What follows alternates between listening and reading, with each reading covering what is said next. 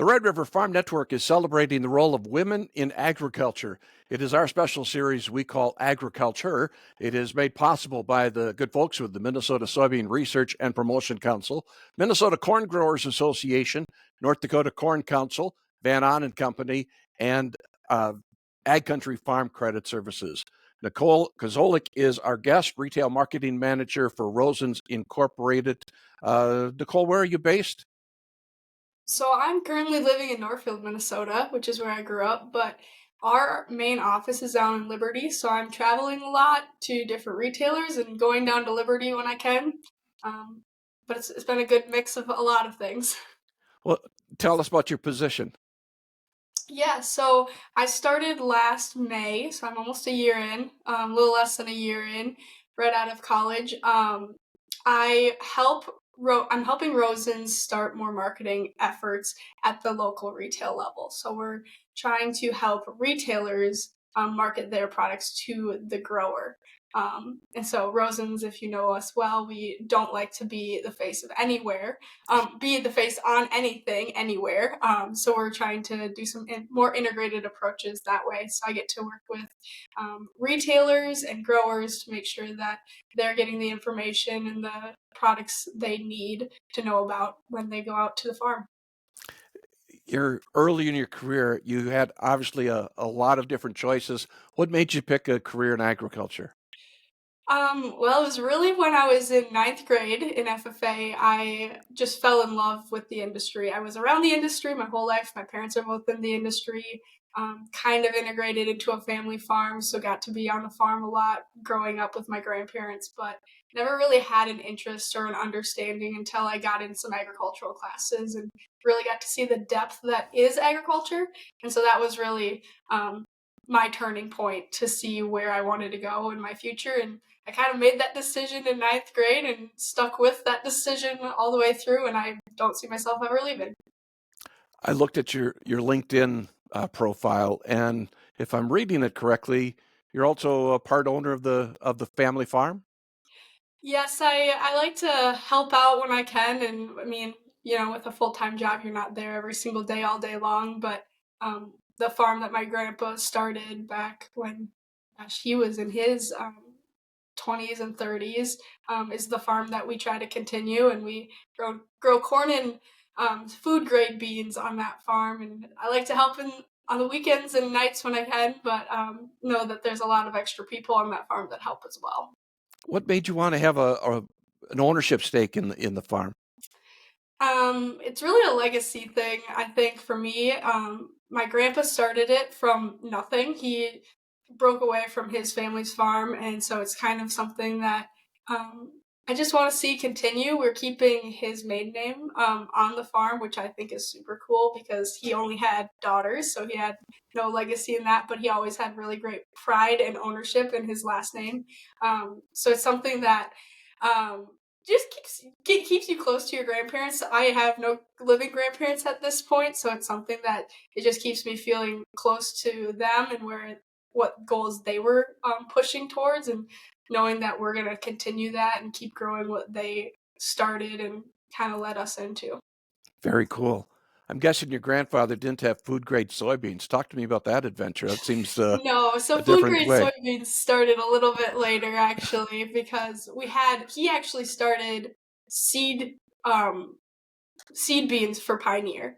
And that was his way of making sure that he was actually profitable in the soybean side of his crop operation. And then we lost our contract because they wanted it closer. Pioneer wanted it closer to their plants. So everybody in our county lost their contracts for Pioneer, and we were trying to find a different way to be profitable in soybeans. So food grade beans was the way that we pivoted in that aspect. So is it being produced for a domestic market or international market or both? So it's being produced for tofu in Japan, so it all gets exported. Very cool. Now, I know you had spent time in FFA as all the way through to being a state officer as well. Uh, Describe that FFA experience to me in one word. What did that mean to you? Ooh, in one word, I'll say change. I was gonna say life changing, but that's two words, so I'll say change. So why change? um, Growing up, I'm a very big introvert. I'm an only child, so just all of the dynamics of my personality, I think, just evolved and changed throughout my FFA career. I was someone that would never speak, never start a conversation, not really interested in agriculture, kind of got wrestled into the organization by my mom. Both my parents were heavily involved. They were actually both state officers as well and on the same team. So, everyone looked at me and said, well, you have the blood to do it, but I didn't have the interest until I was actually in it.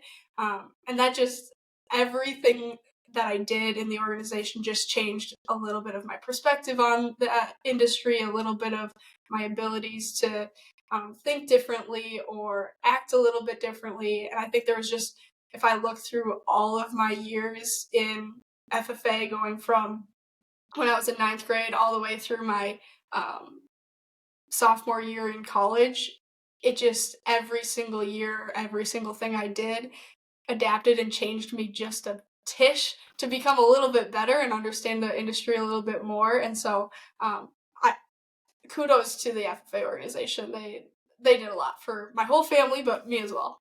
Talk about a legacy with your parents both having served as state officers, and then you move into that role as well. That's very cool. Yes, yeah. So, educate me. How do you go from being an introvert to standing on that stage at Mariucci? I'm guessing giving your retiring address or those kind of things.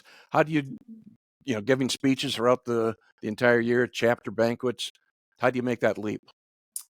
So it was very incremental. I would say I'm still thoroughly an introvert, but just with the ability to pose as an extrovert at points. I would say at most FFA events we'd go to, I would, you'd be out there because you're a state FFA officer. You'd be talking to all of the people, talking to members, stakeholders, all of those, everybody in the room you're trying to connect with. And then you come back and you're like silent for at least an hour afterwards. But it started, I did the creed. So I got to, speak in front of a few judges, practice in front of my FFA chapter, do it at my chapter banquet. And then I went up and I did prepared public speaking. So then I did a little bit more of public speaking. And now I was talking in my own words and trying to make a point that I was passionate about.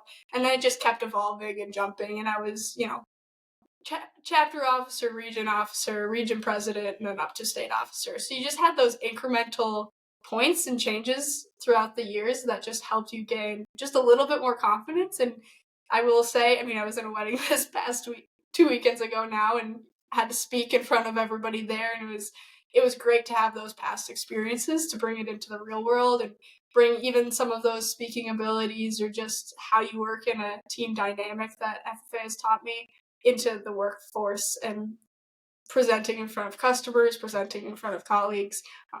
It helps with everything. And even if I am an introvert or I still am an introvert, it doesn't always show. Once you start talking, you get into that flow. You have the confidence that your voice needs to be heard. So Yeah, it's cool feeling. those are life skills that Yeah. they're very very important that you get through the blue and gold. Very very important to have that. Mentors, who have you looked up to as you've uh, started your ag career and chosen this path? Well, I have to. My first one, Leah Addington. She was more an FFA, but I still keep in contact with her, and I would say she's a pretty big mentor in my life still. She helped me through all of my speaking contests. Helped with just all the little things that were going on, kind of in the background, gaining some of those confidence, gaining confidence in that way. Um, and always she was always in industry. She had a big love for FFA, helped with a lot of FFA events and things that were happening in our local chapter as well as the state. But she always had a um, industry job that kind of gave me a little bit of a spark in a different way too. So she she's amazing. Love everything about what she does. Trying to think who else. I've had a lot of mentors during college and even like peers that I really look up to and what their abilities were to do. Ashley Hagenow was one of my close friends. Actually, is going to be at my wedding here this next summer, and she's 2 years older than me, but she was off to be Alice in Dairyland over in Wisconsin. Just high achieving individuals that have a really really good heart and really good motives behind everything they do. So I guess that's the kind of the type of people I look up to. I know I'm missing a bunch, and if you asked me when I was really really little, my parents were my biggest role models and people I looked up to.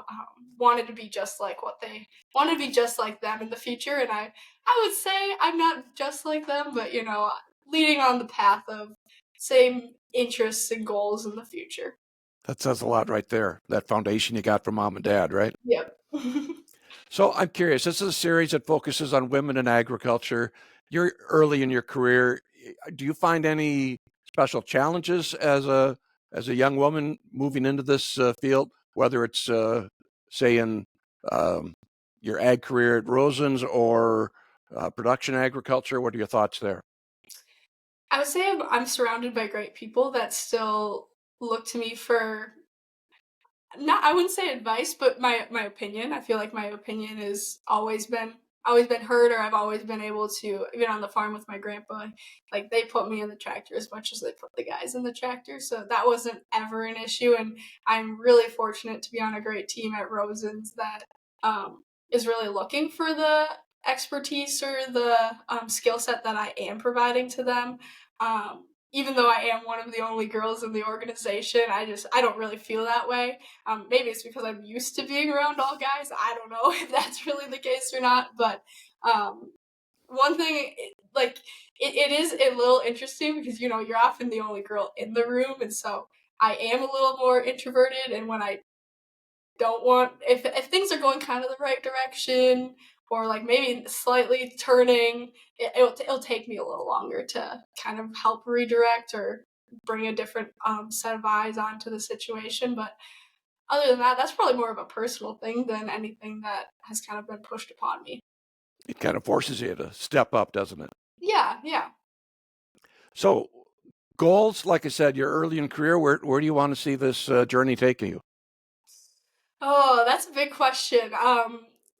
I was in FFA. I was always looking to what's the next thing? What's the next thing I want to do, accomplish, be working towards? Even, I think that's kind of a school thing. You're trying to get to the next grade, trying to get into college. Once you're in college, you're trying to get that career.